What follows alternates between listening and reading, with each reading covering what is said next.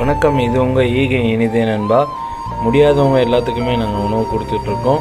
15லேருந்து 20 சாப்பாடு தினமும் கொடுக்குறோம்.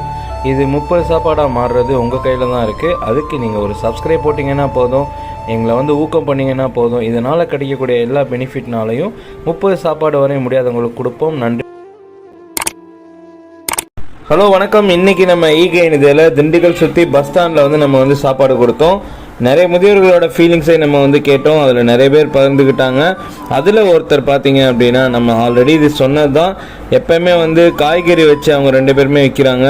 வேறு அவங்க பிச்சை எதுவுமே எடுக்காமல் அவங்களால முடிஞ்ச காய்கறிகளை வாங்கி போட்டு அவங்க விற்கிறாங்க. அவங்கள்ட்ட யாருமே காய்கறிகள் வாங்கலை, அப்படியே தான் இருந்துச்சு. நம்ம போனோம், கிட்டத்தட்ட அவங்களுக்கு ஏதாவது உதவி செய்யணும் அப்படின்னு சொல்லிட்டு உணவு கொடுத்துட்டு ஒரு 100 ரூபாய்க்கு நம்ம காய்கறிகள் பர்ச்சேஸ் பண்ணோம். இந்த மாதிரி நீங்களும் கடைக்கு போனீங்கன்னா, வயதானவங்க யாராவது காய்கறிகள் விற்றாங்கன்னா அவங்களுக்கு நீங்கள் வாங்குறது காய்கறிகள் கிடையாது, வாழ்க்கை. அவங்களுக்கு அது ஒரு வேளை சாப்பாட்டுக்கு உதவும்.